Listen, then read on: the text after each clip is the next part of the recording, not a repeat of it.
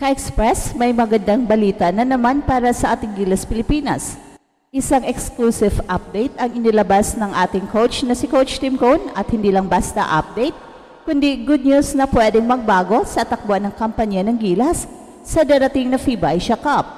Ang isa sa mga pinaka-minimitin nating balita ay kinumpirma mismo ni Coach Tim.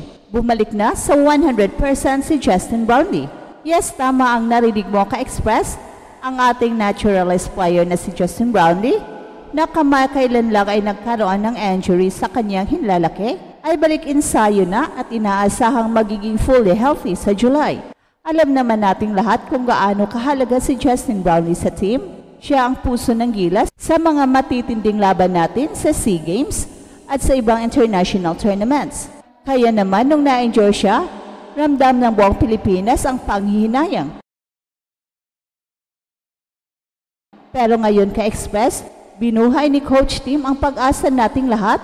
May video na raw siyang natanggap mula kay Brownlee mismo na nagpapakitang 100% na gumagalaw na ang kanyang hinlalaki at balik na raw ito sa court para mag-ensayo. Ka-Express, kung may comeback story si Justin Brownlee, meron din tayong isa pang pangalan na bumabalik sa radar ng Gilas, si Jordan Hiddink. Isa siyang sharpshooter na dati na nating nakita sa national team. At ngayon, muling pinupuri ni Coach Tim Cone dahil sa husay at potential niya. Aminado si Coach Tim na bilib siya sa shooting skills ni Jordan Hiddink. Actually, kung hindi lang nagkaroon ng family issues si Jordan noong PBA qualifiers, sana ay siya na ang pumalit kay Scottie Thompson na injured noon. Tinawagan na nga raw siya ni Coach Tim noon at handang-handang isa lang. At ngayon, Ka-Express, tila sinisilip na ulit ang posibilidad na may sama si Jordan Hiddink sa lineup ng Gilas para sa FIBA Asia Cup. Kaya't pinayuhan siya ni Coach Tim na maglaro muna sa PBA para mas madali siyang makuha ng SBP para sa national pool. Ganun na raw kasi ngayon ang sistema, kung nasa local league ka, mas madali kang mapili. At hindi lang Gilas ang posibleng makinabang kundi pati ang TNT na umaasang makakamit ang Grand Slam ngayong season. Malaki raw ang may tutulong ni Hiddink sa team, lalo na't consistent at reliable scorer ito sa clutch moments. Ngayon naman, Ka-Express, pag-usapan natin ang isa pang exciting development, ang bagong kontrata ni Kai Sotto sa Japan B-League. Kumakalat ngayon ang mga haka-haka tungkol sa laki ng kanyang sahod sa kanyang team na Koshigaya Alphas. Bagamat wala pang opisyal na detalye mula sa kampo ni Kai, may mga insider info na nagsasabing mas malaki pa ito kaysa mga alok sa kanya last year. Pero teka, bakit confidential? Ayon sa mga source natin, hindi raw ito sa clause ng kontrata at sa mga paparating na pagbabago sa Japan B-League. Alam mo ba, Ka-Express, na simula 2026 ay magkakaroon ng tinatawag na B-League Premier, kung saan magkakaroon ng special player clause. Dito pwedeng pumalo hanggang 150 million yen o higit pa ang sahod ng isang player.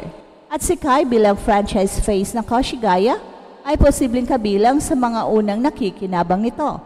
At hindi lang ito chismis, mga Ka-Express, kung titingnan mo ang galaw ng Koshigaya Alphas. Tinanggal na nila lahat ng imports player maliban kay Kai, so ibig sabihin siya na ang sentro ng atensyon. Siya ang marketing draw, defensive anchor at potential MVP ng kanilang kampanya. Malinaw na mataas ang tiwala sa kanyang team at ng liga mismo kay Kai. Kaya hindi nakapagtataka kung pati ang ibang Japanese fans ay naging Kai Sotto fans na rin. At kung tuloy-tuloy ang performance niya, hindi lang milyon-milyong sahod ang abutin niya, pati endorsement deals ay siguradong bubuhos.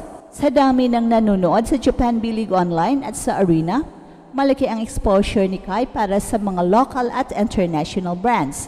At habang papalapit ang FIBA Asia Cup, mas lalong nagiging exciting ang lineup at future ng Gilas Pilipinas. Imagine mo, Ka-Express, kung magsabay sa court si Justin Brownlee na balik 100%, Jordan Hiddink na on fire sa PBA, at Kai Sotto na superstar sa Japan. Grabe ang magiging impact niyan sa international stage. Hindi lang sila mga individual na magagaling, kundi simbolo ng bagong henerasyon ng Gilas. Isang team na pinanday sa pagsubok, pero buo ang loob na ipaglaban ng Pilipinas, lalo na ngayon na may tiwala at direksyon ang programa sa ilalim ni Coach Tim. At syempre ka-Express, habang tumataas ang antas ng competition sa Asia, tumataas din ang expectations mula sa ating national team. Pero kung pagbabasihan natin ang dedikasyon ng mga players na ito, parang wala na tayong dapat ikabahala.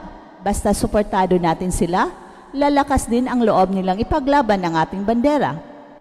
Sa dinami-rami ng mga Pinoy na nangangarap makapasok sa international basketball scene, si Kai Sotto na marahil ang isa sa pinakamatinding ehemplo ng dedikasyon at pasensya.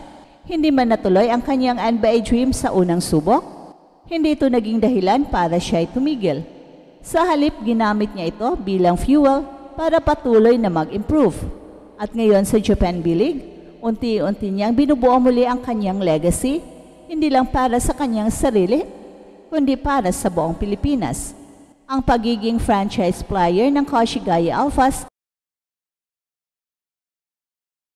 ay isang patunay na naniniwala pa rin ang international basketball sa kanyang kakayahan. So isipin mo, tinanggal na nila ang lahat ng imports, pero siya ang piniling iwan sa team. Hindi lang siya big man sa ilalim, siya ang sentro ng buong sistema. At sa liga na patuloy na lumalaki at nagiging global ang reach, isang malaking oportunidad ito para kay Kai na patunayan ang kanyang halaga on and off the court. Hindi lang sa laro nabubuo ang pangalan ni Kai. Sa mundo ng pro basketball, malaking bagay din ang branding at marketing value ng isang player. At dito humahakot ng puntos si Kai. Sa bawat game niya sa Japan, libo-libong fans ang nanonood. May mga bata pang nagpapapicture sa kanya. May mga Japanese media na tinatawag siyang international icon. At kung totoo ngang aabot sa mahigit $1 million ang halaga ng kanyang bagong kontrata, hindi lang ito dahil sa taas niya o sa block niya, kundi sa kanyang potensyal na maging global basketball ambassador ng Pilipinas. Pero higit sa lahat ka-Express, ang pinakamatinding plano ni Kai ay ang mananatili siyang humble. Hindi siya nagmamadaling bumalik sa NBA, hindi siya nagrereklamo sa sistema, alam niyang darating din ang tamang oras at habang hinihintay niya ito, ginagawa niya ang lahat para maging mas mahusay na player at mas karapat-dapat na kinatawan ng bansa. At sa ganitong mindset, alam nating mas malayo ang mararating ni Kai at posibleng mas maganda pa kaysa NBA. Kaya sa susunod na marinig mo ang pangalan na Kai Sotto, huwag lang siya nating ituring bilang isang matangkad na player. Tingnan natin siya bilang simbolo ng Pilipinas na hindi sumusuko. Kabataang may pangarap na kahit ilang beses matalo, bumangon at lumalaban pa rin. At eto ang Express Info na kung saan bawat kwento, ginulat ang mundo. Don't forget to like and subscribe.